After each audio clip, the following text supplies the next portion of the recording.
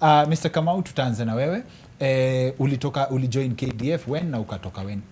Nilijoin KDF 1994. 1994. Yes. Na nilikuwa father of 2. Yes. Na ndio ni join KDF. Yes. I was one of the best footballers. Okay. Within Nairobi. Yes. So nilikuwa natafutwa na brigadier. Yes. Camp combatant wa DOD, brigadier Wina Waki. Yes. Ni vile nilifunga timu yake. Woodley. Yes. Kulikuwa na final ya kikombe ilikuwa inaitwa Clement Kachanja Cup. Ilikuwa kubwa sana. Yes, yes, yes. So brigadier alikuwa nasikia hata chukua hiyo kikombe. Hata hakuenda league match, alikuwa nayo Eldoret. Yes, yes, yes. Akabaki Woodley hapa Kibera. Yes. After kumfunga, na before that alikuwa ananiona, nilikuwa coach wa timu ya Kawangware Matatu Workers Welfare Association. Yes, yes, yes. Ilikuwa inaitwa Worcester. So games zetu juu ya makanga violent tulikuwa tunapelekwa Kabete Barracks. There is where the brigadier saw me. Okay. So alinifuata na mpaka akanipata. Nikapelekwa kwa ofisi yake na civilian admin officer wa DOD ambaye alikuwa secretary wa timu yetu Kawangware. Yes. So mimi kupelekwa kwa brigadier nikamwambia mimi siwezi cheza mpira bila kazi. Okay. Juu watu wengi hudanganywa sana. Yes. Na makampani, we sign uchezaga mpira ya kazi tutakwandi. Yes. So brigadier akaniitisha vitu zangu za shule, vitambulisho nini. Hapo ndipo nilipata na vitu zangu za shule na kitambulisho. Okay. So ilikuwa ni February 94, that is. Yes, yes, yes. Tukakaa nikacheza ligi na Kawangware, bado si nilikataa kuchezea jeshi. Yes. Juu mimi vile nilikuwa nimeona na wenzangu wengine vile wanaitwa kwa teams kubwa kubwa na haupati kitu. Yes. Unacheza mpira ukiumia kidogo basi unasahau nawe. Kazi Yes. inapotea na talent yako inapotelea wapi? Yes, yes. So after few months mimi nimesahau na mambo ya jeshi yetu, nilikuwa kwa brigadier. Ndio huyu yule civilian admin officer tena. We, unataka nifutwe kazi? Hebu kuja tuende. Unakumbuka ulipatia brigadier vitu zako? Ni Yes. wakati sasa ya kuandikwa. Yes. Kujua nimepata kazi nitakuwa soja. Yes. Ulifurahi sana. Niko na watoto wawili jobless, na pelekanga makobole home. Wakati hiyo ndio makobole zilikuwa zile hizi za kona 7. Yes. Ndizo nilikuwa napeleka home na kamfuko ya maziwa ile ya KCC. Unakumbuka kamfuko ka zamani? Yes, yes. Si kama hii maziwa siku hizi ya nylon. Yes. Nilikuwa napeleka home na hiyo. Sasa nimepata kazi. Hallelujah. Okay. Nimepelekwa training, nimepewa meja. Alikuwa anaitwa Meja Rioba, ndio alikuwa admin officer DOD. Aliambiwa na brigadier usirudi kwa hii kambi bila service number ya huyu kijana. Yes. Unaona vile nilipata kazi juu ya kipawa changu. Yes, yes. Yako ilikuwa kesi ya if you can't beat them join us. That's so I joined the force. Yes. Na nikakaa kwa force vizuri sana. Na time yenu hata hakukuwa na vita kama time ya kina... Hakukuwa ni tu operation tu juu ya mabandits. Okay. Juu mimi nilienda operation 2000. Since 1994 the only operation ulienda ni 2000. Sasa after passing out parade February 10. Yes. Ndio tulipass out mbele ya the then president marehemu Mzee Moi. Yes. Kutoka hapo sasa mimi nilipelekwa timu ya jeshi, timu zote za jeshi. Ile ilikuwa imeniandika ni Waterworks. Daudi Tonje was the then chief of general staff. Alimaliza timu zote za jeshi akasema itengenezwe mo. Yes. Na timu zilikuwa kama 8 zinacheza ligi kuu ya jeshi. Unajua sasa tulikuwa wachezaji wengi na hatuwezi toshea kwa ile team. Hapo ndio Ulinzi Stars ilianza. Yes. Ulinzi Stars ilianza 1995. We are the founder starters of the team. Yes, yes, yes, yes.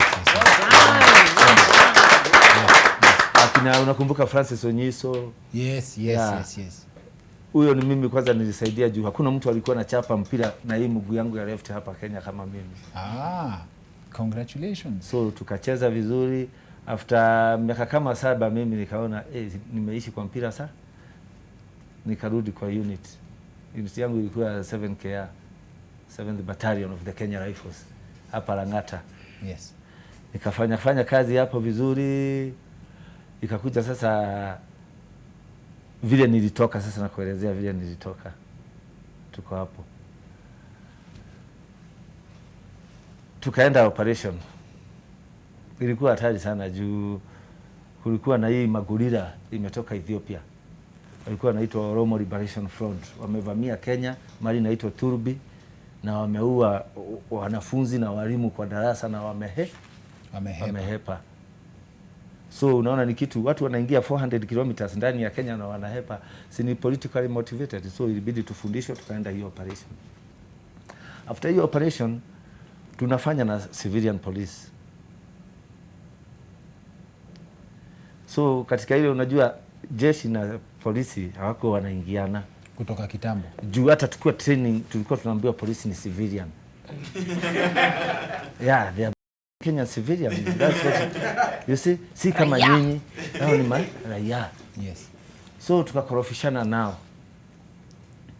Osi wetu alikuwa anakunywa huko kwa polisi. Na kulikuwa pia na mess. Jela ilikuwa prison ya Moyale tu iko hapo karibu. So after vita yetu na polisi ika come up, bakapeleka vitu zangu, vitambulisho zangu na vitu zingine suspected of taking drugs, vitu suspect. Hakuna follow up ilifanywa na investigating officer who was the then Captain Saidi. Hakuna follow up alifanya, hakuna statement, you see. So me, I was taken to the OC's orders na nikastakiwa na hizo vitu, na nikastakiwa tena na kulewa hizo items specific. Hizo kilikuwa vitu kama tu pipe. Okay. Hakukuwa any drug but things suspected. Inaitwa paraphernalia. Yeah, suspected of. Ni kama zile vitu za waganga but hakuna hizo. Yeah. Yes. So there was nothing that was done to prove me I was taking drug or using drugs. Yes. Hakuna kitu kama hiyo ilifaa. So mimi nilisukumwa na tu vitu twangu, nikapigwa OC's orders Moyale. Yes. Tukakuja peacetime location. Nikapigwa OC orders zingine. Nikauliza mimi nilimaliziwa Moyale. What am I doing? OC orders ni nini? Officer commanding company. Orders zake ndio uende kwa commanding officer. Ndio akumalize pale kwa red carpet. Akumalize kwa red carpet. Sasa wewe ni kufungwa 42 days na kuelekea nyumba. Yes. Na kuelekea nyumbani. So hapo ndipo mimi nilikaa kwa jeshi sana. Juu nilifutwa mwezi wa pili. Nikaandika redress na redress yangu ikaenda through. Na ame commander akasema huyu mtu asipatwe na makosa tena. Last warning nisipatwe na makosa tena. Yes. Na ujue askari akifutwa hamalizangi mwezi moja kwa kambi. After kifungo yako ni clearance. Me I stayed there for 6 months. Nilikuwa natoka huko. In fact niliitwa kwa gate. Vile John alikuwa anasema, "Hey, kama iko discharge yako hapa hivi kwa documentation crack." What? Yes. Mimi nikatoka nikaona hao wananiseti, nikaenda shughuli zangu kawaida. Haukuchukua barua? Discharge ni kwenda uchukue form sasa uanze kukilia. Na kuota master nini? Kukilia wewe utoke kwa hiyo ni mwezi wa 7 ukienda kuisha ndio ninaambia discharge yangu. Kumbe discharge after the then ame commander ameenda long vacation. Sitasema jina yake. Akaenda kwa deputy ame commander. Akafix maneno yangu na discharge yangu ikatoka. Mwenyewe mimi ni mzaliwa wa Kawangware. Dauleti. Unajua watu wengi wenyu mnajua Kawangware. Huwezi tembea ikiwa hujulikani. Nikiwa kwa jeshi bado nilikuwa na meet na Kawangware was one of the most populated areas na crime. Kawangware inaongoza, Dandora ndio Kibera, sina umenielewa. So huyu bibi yangu ndio alinisaidia sana. Tulikuwa tumeshikana maaskari kadhaa. Alikuwa na record kwa jeshi kwa kufuta watu without a reason. Na kusukuma mambo yenu. Hata discharge yako haitoki kwa army headquarters, inatoka tu hapo battalion headquarters. Si ni kweli Meja? Si unaona hiyo karatasi ya yellow imeandikiwa 7 bata? Yes. Na kila kitu imeadresiwa, signature ni ya adjutant. Si kitu imetoka kwa Okay.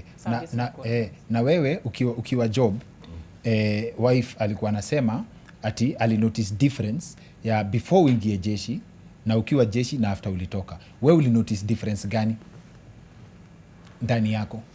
difference usipoambiwa ama usaidiwe, juu unaonanga maisha yako ni kawaida, na hata ukifanya kitu siku nyingine unakuja kuuliza ni nini kulikuaje.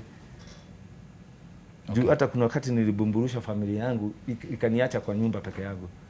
Asubuhi nikajikuta peke mpaka naenda kuuliza maneiba kwani kuliendaje. Kumbe wamehepa wameenda kwa sister yake ndiko walilala. Nikateremka huko kuwauliza ni nini mnafanya huku? Rudini kwa nyumba haraka. Okay. So hapo ndiko niliona, juu hata vile nilikuwa nimegonga mlango moja nilikuwa nimepasua mlango. Na sisikii uchungu. Uko tu sawa. Lakini everything you do you have to ask the following day. Hata recently ni juu umekunywa pombe ama hata bila kuonja kitu. Hiyo ndio njia mzuri kwa soja ametupwa kutoka kwa jeshi. The best way is to drink. Yeah. Na kusmoke ikiwa una smoking. Afu na kukuja utaki kusikia kitu. Sasa wewe mtu kwanza asikuongeleshe. Na usikose kitu on the other hand, na hakuna kitu umeleta. Lazima upewe food. Yeah. Does it feel good from that perspective ya kuogopwa? Kuogopwa hiyo ni order of the day. Juu hata kama kwa kiwanja mahali mimi kuogopwa is a calling. Yeah, it's a calling. Yeah. Juu kwa kiwanja mahali nakuanga panaitwa Afghanistan. Yes. Na mimi nakaanga peke yangu. Labda mtu mmoja tu tumezoeana ndio atakuja na akuja na timing. Si ati akuja. Lazima anaweza kuja vibani mwenyesha hapo huko change badilisha njia.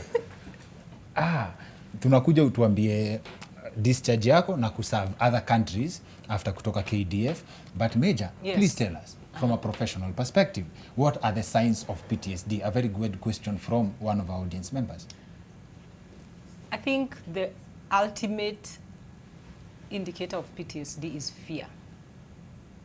Fear that presents in the form of flashbacks of the event where you felt your life was threatened, or you witnessed somebody threatened to death, or an incident that was fatal.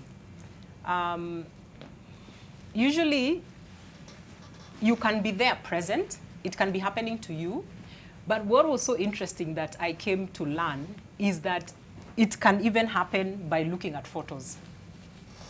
That is what soldiers have taught me.